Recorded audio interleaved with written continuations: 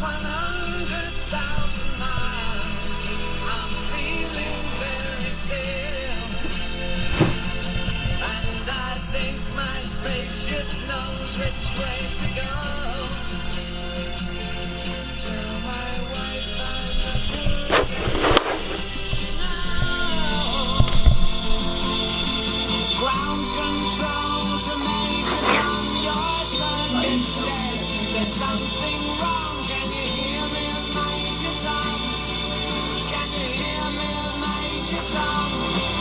Can you hear me, Major Tom? Can you hear? Am I floating round my tin can?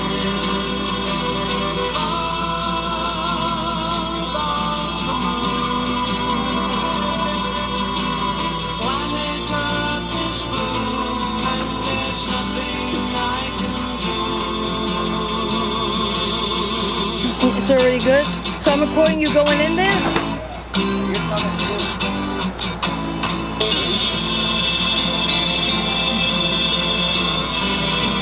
Getting back. I know I'm getting back.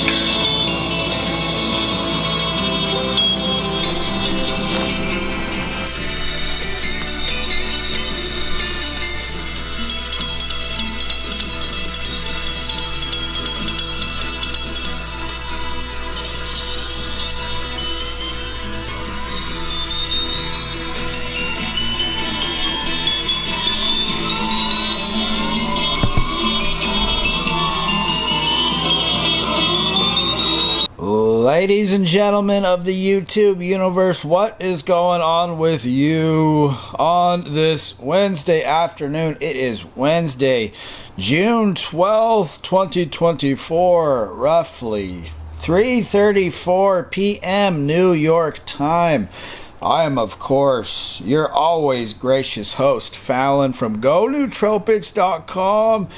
Coming at you with the Palm Super Tea. Cheers. Good to see all of you rolling through on what is turning out to be, a pretty nice day here in New York City, baby. So we are cruising. We're sipping on the tea. We picked up some of these Rogues yesterday, which are turning out to be better than the Zens, I'm finding out. Finding out a lot of things here, apparently in New York. Haggling is second nature. You can walk into a lot of these little delis, a lot of these little places, and you haggle the price, which is unheard of in California. Christine walks into these places and she haggles these people down on the price, which is something you don't see in California, at least. California is a diverse place, but I'd say for the most part, California doesn't have a haggling culture. You don't walk into places and haggle the price down. But here it's second nature. You could drill the price down by sometimes 50%. If you tell the guy it's too much or you don't have enough, he'll give you a better deal. So it's almost second nature to haggle in a lot of these places. So we picked up this Rogue for $3.99, which the Zens are $10 here. The Zens are pretty close to that price in California, so I'm squirreling away the Rogues into my cheeks here on this Wednesday afternoon in New York City. Today's the 3-month update. Hope you all are doing good. The 3-month no Kratom update. I figure I'll release, kind of a monthly progress report, if you could call it that. Today is the 3-month mark, or, give or take a few days. It'll be 3 months that I've been off Kratom, haven't taken any Kratom. Chose to quit 3 months ago and haven't looked back. So what is going on? Has anything changed at the 3-month mark? I can't say there have been huge, wide sweeping changes from month 2 to month 3. Certainly that first month is crucial. That first month you quit, that's when you're going to see the majority of these big changes happening. You're going to start recovering. You're going to go through periods of feeling really, really terrible. You're going to have the restlessness. You're going to go through the withdrawals. And then you're kind of going to go through the post-acute stage, which I would say lasted, after about 2 weeks. That's when I kind of entered into the, you get depressed, you're unmotivated, you just have no energy. The restlessness largely dissipates after the first 2 to 3 weeks. A lot of those physical symptoms go away. And then you're kind of left with these more, you get the anhedonia, you get the psychological symptoms, you get a lot of these more like heady symptoms, and you'll have good days. You'll have really good days. You might have 1, 2, maybe 3 good days in a row, and then you'll be hit out of nowhere with like a real shit day. Like you're depressed, you feel chemically castrated. And so, like, for the first, the first month to the first month and a half, it is very much like a roller coaster ride. And it's like some days you think you're out of the woods, you think you're in the clear, and then you're hit out of nowhere with just like a really, really shit day that could last, maybe a day, maybe 2 days, maybe a little bit longer. But yeah, after like the first month, you tend to start seeing more like stability, more stable days.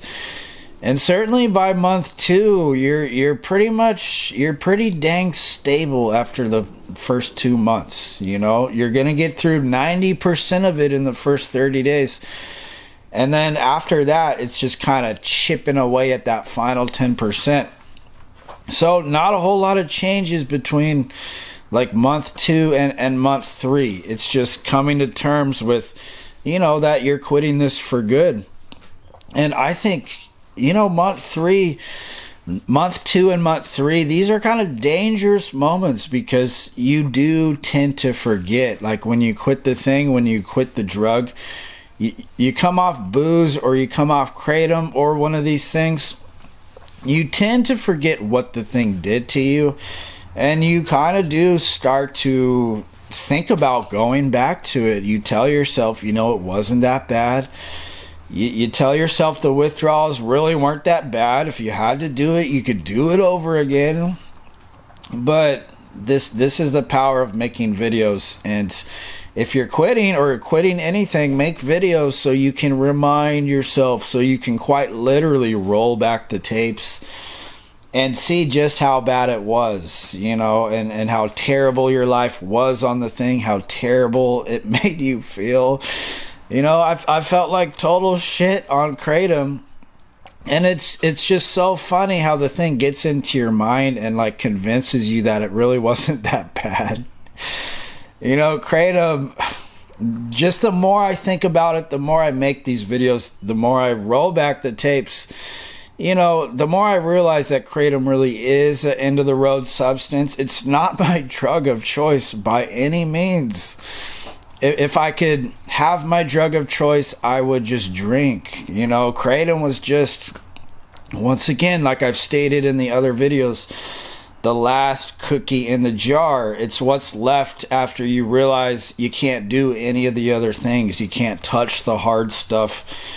Kratom's really the best option for something that's not that hard, because what else is there? There's hard stuff, and then in my mind, there's Kratom. Nicotine's really not nicotine's just like a whatever thing. But as far as psychoactivity, something to numb you out, something to give you like a slight, almost recreational feel, what else is there other than Kratom? It's like all you're left with at the end of the road. Once you realize you can't touch the booze, once you realize you can't touch these things, you land on Kratom, you think you hit the jackpot, only to find out that this thing takes from you almost as bad as the others, especially over time. If you draw it out over a long enough timeline, Kratom just really crushes you, man. If you don't have that ability to moderate, and you find, you're taking a dose every 2 hours, every 3 hours, and you're taking, 4 to 5 grams a pop. You draw that out over a year, and what you're left with is just a carcass. You're left with the husk of what you once were. And it's just, you don't know you've been duped. You have no idea you've been duped until, by some random chance of luck, you take a look in the mirror and you realize, man, you feel like shit. What's going on? And I almost didn't want to admit it was the Kratom for a long time. I was almost looking at other areas like, oh, I'm not drinking enough water, or oh, I'm not exercising, or oh, it's my job. And certainly it was my job to a certain degree, but a lot of it was the Kratom. I would say like 70% of it was the Kratom. Like, I used the Kratom because I hated my job. I hated going to work. But over time, the Kratom just added to that problem that I was having with my job and just made everything worse. And it's like that feeling that, only the first dose of the day is good. Only that first dose in the morning. I got to a point where only that first dose I felt, and like the rest of the doses only served to just make me more lethargic, more tired, more depressed. And, sometimes you just stumble into it. One day you take a look in the mirror and you realize that you just have to step away from the Kraken for good. And as one of you guys said in the comments, you got to get away from it, or that Kraken is going to drag you down into that briny deep. I really liked how you put that. I even put that quote in the book. It will drag you into that briny deep. And, it takes you down into those depths, makes you unconscious, and you find yourself using it for years and years and years until you ask the question, why? Right? Why? So, 3 months in, and this is kind of the other big chunk of the realizations that you have coming off some of these things, is after 3 months, you fully recover, and I've made a video about this. You're the stable carcass, getting off drugs and getting off a lot of these things. Yeah, these are big improvements, but getting off the alcohol, getting off the Kratom, getting off a lot of these things, all it's really doing is it's preventing you from sabotaging your life completely. You're not really going to progress. It's not like you come off Kratom and suddenly you got more money in the bank. Suddenly you're in these fulfilled relationships. Suddenly all the other pieces click. No, it's you get off these things and you just, now you have the energy. Now you have the conscience to go out and kind of solve these other pieces of the puzzle. But it's not like you come off Kratom and suddenly everything's good. Certainly, yeah, you're going to have more energy and you're going to feel better. Your sex drive is back. But it's not like you come off of this thing and suddenly you wake up and you see the rainbow and you see the sun's poking through the clouds.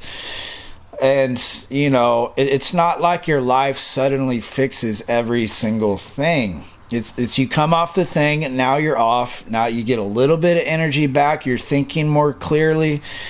And you still have to go out and get a lot of these other things, checked off of the list. So it is kind of, if you're not careful, you come off of these things only to realize that you're the stable carcass. And it can be a little demotivating coming off of, Kratom or coming off alcohol and realizing that life is boring. Your life is boring. And now you're tasked with the challenge of making your life interesting. Going out and doing something. Going out exploring new places. Going out meeting people. Solving your social anxiety. You come off of these things and, all the problems that you had, before you took the thing or why you took the thing, all these problems, they're still looking at you in the face.